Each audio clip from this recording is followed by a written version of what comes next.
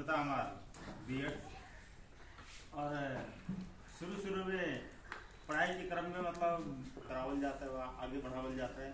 उसके लिए हमारे तरफ से बहुत बहुत धन्यवाद बा। लेकिन एक बात बा, संस्था के अंदर हमन के सकारात्मक राजनीतिक सोच रखल है, विभेद रहित, मतलब ये सोच रख के हमन के आगे बढ़ल जाए तो हमन की संस्था कामयाब होई। अब ज्यादा हम नहीं बोला, मतलब हम अपन बाड़ी ही विराम दे। ठीक सर बच्चे से पहले हम ई कार्यक्रम के सोच जे लाइल, चाहे सामूहिक व्यक्ति हो चाहे विशेष व्यक्ति हो, उनके हम अपने हार्टिएस्ट दिल से नमन करे चाहत बाटी।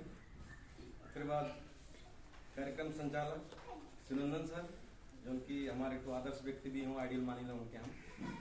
व्यवस्थापक महेश प्रसाद गुप्ता सर, कार्यक्रम संयोजक कलामुद्दीन सर से उनके यहाँ जो मीटिंग में परिचय भइल है, सब लोग से हम हृदय से धन्यवाद दे चाहत बाटे।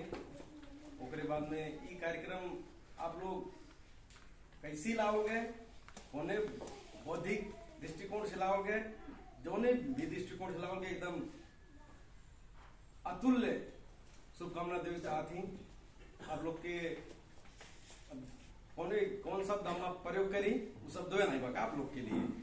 और दूसरा बात हो कि मरचार में जो नहीं हमन के कार्यक्रम रखल गए, हमन के आदर्श बहुमुखी कैंपस में ऐसा कार्यक्रम हमन के अन्य जगह पे भी रखल जाए। मरचवार में मनो कर जो कहे कोना कोना में पूरी आवल जगह के।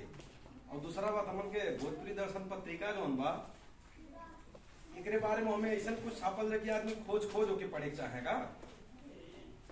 और सर सुनंदन सर जो सुनने टेका की बात कहले हैं, भोजपुरी दर्शन ये बा, ओके एक पेज बनाओ जाए कि मनोरंजन कार्यक्रम के कोनो भी चीज जैसे हमके गोरखा पत्र खोजल जाला पढ़े करते कि कौन चीज नया आइल बा, वैसे भोजपुरी दर्शन में भी एक कार्यक्रम छापल जाए हमरे कि आदमी खोजे का कि हमन की जो नया संस्थावत है नाम के अभी करना है भाई भाई।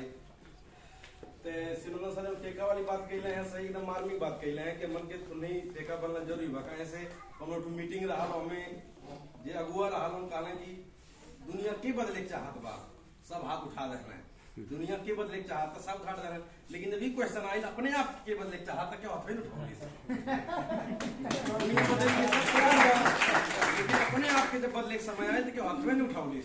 ऐसा समय हमन के साथ दिया जाए कि अपने आप के साथ दिया जाए, दुनिया वाला सुनने जाए।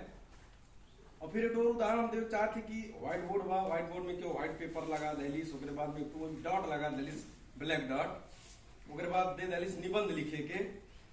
100 में से 99 लोग खाली ब्लैक डॉट के बारे में निबंध लिख रहे हैं, मनो पूरा व्हाइट पेपर उनके नजरिया नहीं आयल का। टाइसन हमन की संस्था के अंगुली उठाए वाले बहुत ही है का, खाली कमजोरी निकली है।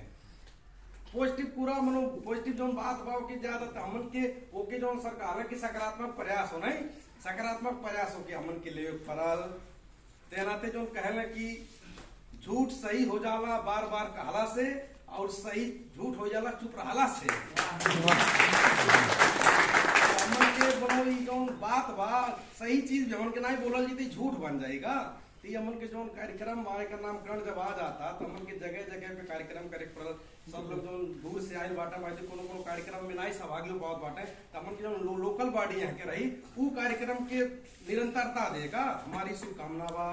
ओकरे बाद में और हमारे सुझाव ही बा कि खुला मंच रखल जाएगा। जैसे आज यहाँ मन के टूर रूम हो गए, समय भी नहीं कि जाम रात गर्मी हो, बड़वार फील्ड रखल जाए। हर एक स्कूल से प्रा के अध्यक्ष के बुलावल जाएगा, अध्यक्ष के बुलावल जी हेडमास्टर के हमें नहीं बुलाओ न, और हेडमास्टर के बुलावल जी ऐसे बात हो सकला। तो जगह जगह पे संपूर्ण के समेटल जाए। उसके बाद हमारा क्यों का प्रयास बा कि महिला के सहभागिता ज्यादा रहेगा। सुनंदन सर अपने ही देखल जाए सिस्टर के बोले बाटे, हमनों के ना सिस्टर के ला पहुंच जाते तो अपने वाइफ के लिए का हो जाए, तो वहीं से महिला सहभागिता ऑटोमेटिक होगा। नहीं पे हुआ तो अगर कोनो सिस्टर पढ़े वाला बाटे नहीं लाओ जाए जो थोड़ा ऊर्जा बढ़ेगा। तो ये कुल हमारा शुभकामना हो।